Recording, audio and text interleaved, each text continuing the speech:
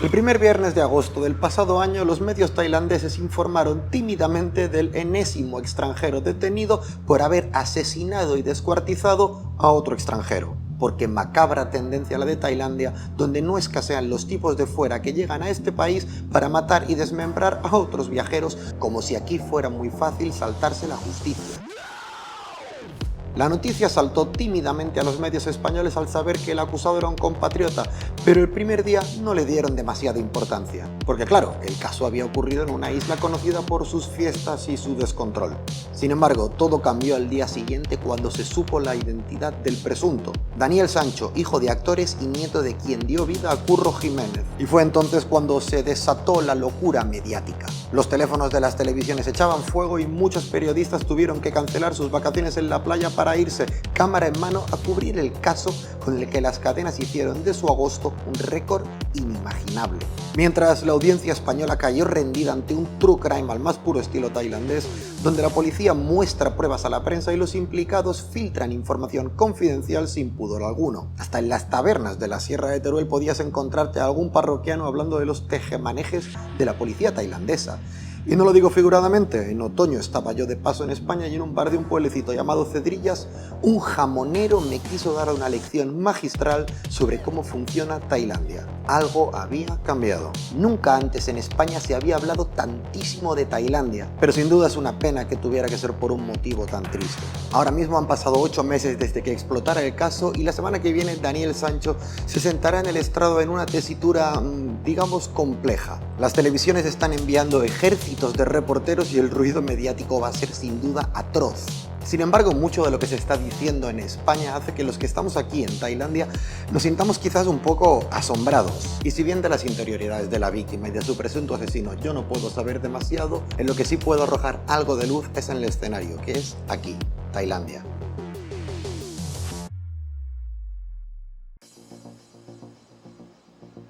Falta menos de una semana para que se celebre el juicio a Daniel Sancho aquí en Tailandia, en la isla de Koh Samui, y los equipos de televisión ya se están desplazando en masa hacia allá. Desconozco cuántos reporteros estarán en la Corte Provincial de Koh Samui la semana que viene, pero sé de al menos 2 productoras que irán a rodar algún true crime por allá. Otros programas de televisión tienen a equipos de 3 personas, realizador, cámara y periodista. En fin, que todos los medios de comunicación masivos van a poner todo el esfuerzo aquí. Lo que sin duda va a ser un circo mediático, no por la gente que más o menos lo haga bien, no por esos periodistas que sin duda hacen un buen trabajo, sino por aquellos que se saltan las normas, que no tienen respeto por las autoridades, que ni siquiera tienen respeto por las familias de las víctimas, que van por allí cámara en mano con el micrófono tratando de sacar exclusivas que en realidad en muchos de los casos no tienen ni siquiera sentido. A mí me ha sorprendido saber estos días que algunos de los programas de televisión desconocen que el juicio va a ser en tailandés. ¿En qué otro idioma iba a ser? Sí, es cierto, habrá traductores al inglés y también al español, pero será para esos testigos que decidan utilizar dicho idioma. Pero bueno, veremos lo que ocurre en esta ocasión. El año pasado ya las gentes de Koh Samui, los oficiales, los funcionarios de prisiones estaban hartos de los reporteros tratando de colar cámaras, tratando de entrar, tratando de no respetar. Y por eso se dijo que el juicio sería a puerta cerrada, lo cual no es del todo cierto. Como todo en Tailandia, aquí hay un halo de misterio y no lo sabremos hasta que estemos allí. Yo he hablado directamente con la Corte Provincial y en principio todos tenemos acceso libre. Sin embargo, las plazas son limitadas y van a primar a los amigos, a los familiares y a aquellas personas que consideren de interés, con lo cual todos los periodistas desplazados no van a poder entrar y luego tendrán el problema del idioma, además de que las cámaras de televisión, lo siento mucho, se van a llevar un chasco y no van a poder grabar imágenes dentro del juicio porque en Tailandia las cosas funcionan de otra manera. Y bueno, a mí tampoco me sorprendería que hubiera alguna sanción hacia las personas que estén allí trabajando o supuestamente haciendo de periodistas porque es necesario haber venido con un visado de trabajo y en la ocasión anterior casi todo el mundo vino como turista. En realidad las autoridades no hacen mucho caso a esto, pero si quieren ponerse serias podrían incluso deportar a alguno de los desplazados allí. Porque a nadie debería extrañarle que a Tailandia este juicio le supone un problema enorme a nivel de imagen frente a Occidente y frente a España y Colombia principalmente. Y un claro ejemplo sin duda es la fecha en la que se va a celebrar el juicio.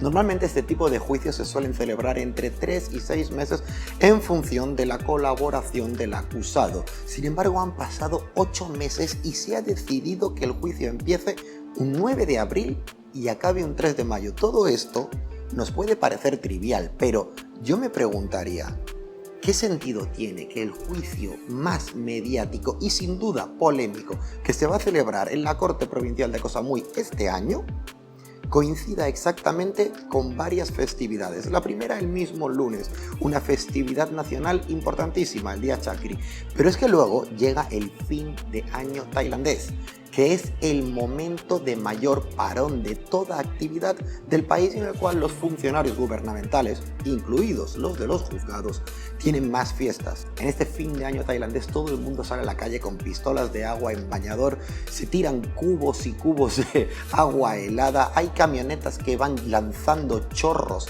hacia todos los transeúntes que pasan por allá y es una enorme fiesta que, insisto, paraliza el país. De buenas a primeras, los periodistas tailandeses tendrán una asistencia mucho menor, porque al fin y al cabo estarán en sus días de vacaciones. Y luego esto además le complica todo mucho más la prensa internacional. Los vuelos son mucho más caros, los alojamientos en una isla tan turística como Samui van a escasear y también van a subir de precio. Y un juicio que podía haberse solventado en 3 semanas, 2 semanas y media, va a alargarse 4 semanas al menos hasta el día 3 de mayo. De buenas a primeras, además del lunes festivo, del 12 al 16, en principio los juzgados deberían permanecer cerrados. Y luego, antes de que acabe el proceso, el día 1 de mayo, Día de los Trabajadores. Y todo esto nos lleva a la fecha de la sentencia. Mucha gente espera que acabe el proceso y que automáticamente conozcamos cuál será el veredicto final del juez. Sin embargo, en Tailandia esto no tiene por qué ser así. Yo he leído en varios medios de comunicación que dicha sentencia será otorgada el día 2 de agosto. Pero ¿cómo podemos saber esto? La fecha la pondrá el juez después de todos los días de juicio en base a la dificultad que tenga para dictar dicha sentencia. Por supuesto que puede ser el día 2 de agosto, pero también podría ser el mismo 3 de mayo. Al fin y al cabo eso se decidirá a posteriori. Pero bueno, esa es mi opinión, yo creo que el juez lo decidirá a posteriori y todos los que están aquí diciendo fechas, pues al fin y al cabo no pueden confirmarnos nada. Al fin y al cabo este va a ser un juicio de cierta complejidad en el que tenemos supuestamente 57 testigos. Esta cifra es inusualmente alta en Tailandia, sin embargo, a nivel de experiencia personal yo puedo decir que a mí me han llamado a veces como testigo en casos criminales y yo ni lo sabía. Voy a dar un ejemplo, en este fue hace más o menos 6 años. Yo estaba un día en mi casa y me llama un amigo y me dice: oye, que estoy en un juicio internacional y acaban de dar tu nombre, no sé si me había citado la defensa o la acusación, pero estaban diciendo el nombre y el de 2 personas más con las que yo tenía un trato en común. Y yo no sabía nada, a mí nadie me había avisado. ¿Y qué pasó? Automáticamente pasaron página. O sea que de esos 57 testigos veremos en realidad cuántos son. Porque es que además este juicio tiene una complejidad enorme porque se desconoce la defensa real del acusado, de Daniel Sancho, porque, bueno, ha habido diversos cambios de abogados y si bien en España siguen dándole una importancia capital a ese equipo de abogados españoles, en realidad aquí en Tailandia es que no tienen ninguna validez. O sea, ellos pueden venir simplemente a sentarse como los demás periodistas o los demás asistentes, no tienen ningún poder, igual que tampoco lo tiene el abogado contratado por la familia Arrieta, que podrá sentarse allí y sí, puede aportar algunos testigos, puede decir su opinión, pero en realidad va a sentarse como una persona más. A mí el caso de los abogados españoles me ha sorprendido siempre demasiado, porque es que además están trabajando con un abogado tailandés de oficio. Incluso me sorprende el buen trabajo, porque parece ser que es un buen trabajo que ha hecho la defensa, con un abogado tailandés de oficio con el que se tienen que comunicar, digamos, a través de traductores y con otra serie de complicaciones. Yo, después de haber hablado de esto con otras personas inmiscuidas en procesos legales, me han dicho que realmente parece un trabajo demasiado bien hecho para lo que suelen hacer los abogados de oficio. Ojo, hay buenos abogados de oficio, pero en un caso así sorprende el alto número de testigos y el informe detallado que han presentado. No me sorprendería que Rodolfo Sancho y su entorno hubieran decidido tener a alguien en la sombra simplemente para que los medios de comunicación no fueran detrás de ellos, o incluso porque dichos abogados tailandeses de renombre y de prestigio hubieran dicho: no queremos vernos envueltos en un caso tan difícil y a la vez tan mediático y no queremos que nuestra reputación caiga y que todo esto vaya a caer en el abogado de oficio Sin embargo, esto es una suposición que yo lanzo. Igual es un magnífico trabajo el que está realizando este abogado de oficio y yo simplemente estoy viendo fantasmas donde no los hay. Luego lo que me sorprende notablemente es la estrategia de los abogados españoles de tratar de inculpar a la policía tailandesa. En realidad aquí en Tailandia todas las instituciones se respetan mucho la una a la otra y sí, el juez sin duda sabe que a veces la policía tailandesa no opera de la mejor de las maneras. El fiscal también lo sabe. No sería la primera ocasión en la que yo vea a un fiscal que solicita más y más pruebas. Pero eso es una cosa y algo muy distinto es tratar de decir que aquí ha habido una mala práctica por parte de la policía tailandesa, porque lo que va a decir el juez es, aunque esto sea real, ¿tiene que ver algo con que el acusado no hiciera el crimen? Y es que lo que muchos opinamos es que a Daniel Sancho, para defenderse y evitar esa condena por asesinato, va a tener que demostrar activamente que él no lo hizo. No va a valer con demostrar que la policía no tiene suficientes pruebas. No va a ser suficiente invalidar ese informe policial. Lo que necesitan es aportar pruebas claras, contundentes, de que no cometió el asesinato. Porque es que si no, en Tailandia, plantar cara sin suficientes pruebas es un error que puede pagarse muy caro. Si miramos los casos de homicidio en Tailandia en los cuales los acusados logran salir ilesos, normalmente lo primero que hacen es pedir perdón a las víctimas. Lo segundo es indemnizarlas. El arrepentimiento, la buena voluntad es algo clave. Incluso muchos de los acusados por homicidio lo que hacen es hacerse monjes. Porque volvemos a lo de siempre, la cultura del perdón, la cultura del arrepentimiento es algo que sí, en un juicio pesa mucho y de cara a la opinión pública también. Por ejemplo, podríamos referenciar el caso de un millonario que en 2019 arrolló borracho con su coche a una persona y la mató. Lo primero que hizo fue pedir perdón a la familia de la víctima. Lo segundo, pagó 45 millones de bahts para compensar a las víctimas. Y luego se rapó la cabeza, se puso las túnicas naranjas y se hizo monje para demostrar que estaba tremendamente arrepentido.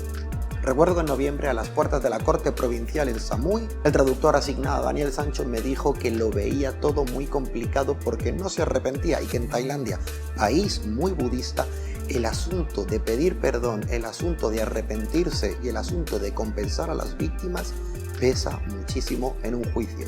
Incluso yo personalmente vi una negociación de estas en privado entre un policía, un fiscal y un abogado en el cual acordaban compensar a la víctima con la mayor suma económica para ver si así era posible reducir la condena.